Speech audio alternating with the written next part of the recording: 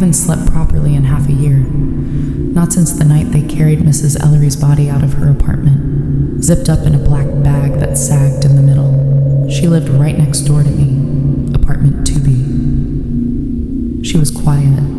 She kept to herself, and sometimes she baked too much bread and left warm slices at my door with little notes like, "Try to rest more, dear." But she also screamed. Not every night, just often enough that the entire building eventually got used to it. The doctors called it night terrors. The landlord called it a harmless nuisance for an old woman living alone. We all ignored it. But the night she died, the screaming stopped for exactly 6 days. On the 7th night, at 2:14 a.m., I heard it again. I woke so suddenly that my neck cracked. I sat upright, breath frozen in my throat. A raw, tearing, almost animal scream ripped through the wall beside my bed. The wall I shared with her bedroom, her empty bedroom. "Help! Please, help me!" I scrambled out of bed, heart slamming against my ribs, and pressed my ear to the drywall. "Someone, please, I can't see. It's so dark." My blood went ice cold. I shouldn't have said anything. I know that now, but half asleep and terrified, I whispered, "Mrs. Ellery?"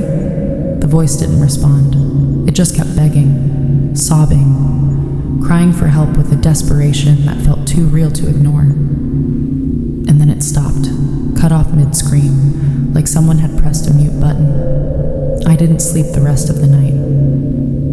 The next morning, I called the landlord. Someone had to be inside her apartment. Someone had to be doing this on purpose. "Her place is sealed," he snapped. "Locked. The coroner hasn't even released the unit yet." "Then someone broke in," I insisted. "No one broke in," he said again, firmer. "If you heard something, it wasn't from her apartment." And then he hung up, just like that. That night, 2:14 a.m., the screaming returned. This time, I recorded it. I held my phone against the wall while her voice clawed through the drywall. But the next morning, silence. The recording was blank, not even static. It was like the screaming only existed when it wanted to be heard. On the 12th night, something changed. I woke to a faint flicker of light through the gap under my bedroom door. I thought maybe I'd forgotten to turn off my kitchen lights, but when I stepped into the hallway, I froze. It wasn't my apartment, it was hers. Her bedroom light, visible through the crack between the doorframe and the floor, was on, except the electricity to her unit had been shut off 6 months ago.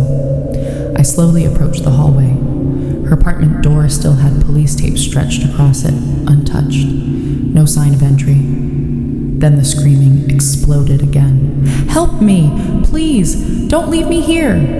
I slammed my palms against her door. "Mrs. Ellery, who's in there?" The screaming stopped instantly.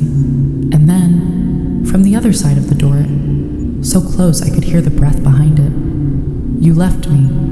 I stumbled backward so fast I almost tripped. The next day I found her obituary. June Ellery, age 72, no family, no children, died of heart failure, but below it there were comments. One said, "Did anyone hear her screaming lately? I still do." Another said, "Her soul didn't leave, it's trapped." And a third, "If you live next door, run." I should have listened, but I didn't. 3 nights later, the screaming wasn't coming from the wall anymore. It was coming from inside my bedroom. "Don't close your eyes," she shrieked. I fell out of bed, hitting the floor hard. "Please, help me, don't leave me here." Her voice circled the room, echoing off the walls, too loud and too close to be real. Then, silence. A breath brushed my ear. Not air, a breath. "I found you." It didn't stop after that. The screaming came at random times, 2:14 a.m., 4:52 a.m., midday during dinner. Once it started the moment I unlocked my apartment door, but the screams weren't the worst part. The worst part was the knocking.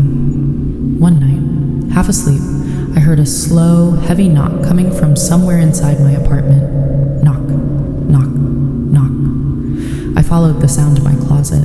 My hand shook so badly the doorknob rattled. "Mrs. Ellery?" I whispered. There was a long, suffocating pause, then a voice, broken, weak, soaked in despair. "Please, don't put me back." I recoiled instantly. Put her back where? What did that even mean? That question kept me up for days, so I started digging. I researched screaming ghosts, souls trapped in walls, apartment hauntings. Nothing prepared me for what I found next. An old news clipping, 20 years old. A tenant had vanished without a trace. Last seen entering apartment 2B. Mrs. Ellery's apartment. Rumors said she kept him in a crawl space behind her closet to keep him safe. The police never found his body, and the year he disappeared, that's the same year her night terrors had started. Slowly, horribly, I realized. She wasn't the victim. She was the jailer, and now she was trapped in the dark she once used to imprison someone else, and she wanted out. Last night was the worst night of my life. I woke up at 2:14 a.m., not to screaming, not to knocking, but to a quiet, rhythmic scraping behind my bedroom wall. At first I thought it might be a mouse, until the scraping formed patterns, long, slow, deliberate, like fingernails. Dragging, her voice followed. Calm, too calm. "You're kind," she whispered. "You listen to me. No one else ever did." I pressed myself into the corner of my bed. "Please stop," I whispered. The scraping grew louder, closer. "I don't want to be alone in the dark anymore," she said. "Let me stay with you." No, you can't. I know how to get through." The drywall beside me began to bulge outward. A handprint pressed through the paint, then another, then a face. Her face. Colorless skin stretched tight, eyes dead and black, mouth open wide, like she'd been screaming for years and had nothing left but the shape of it. She pushed harder, the wall bending like wet paper. I found the way out. I ran. I didn't grab shoes. I didn't shut the door. I didn't look back. I flew down the stairwell, hearing one final scream tearing through the building behind me. "Don't leave me here alone!" Right now, I'm in a hotel an hour away. I haven't gone back. I never will. But 10 minutes ago, the front desk called my room. A woman came to the lobby asking for me. They said she was screaming my name, and they said she looked about 70, pale, shaking, like she'd been trapped somewhere dark for a very, very long time. I don't know what to do. I don't know where to go, but I know one thing. If you ever hear your dead neighbor screaming, don't answer, don't listen, and whatever you do, don't let her find you.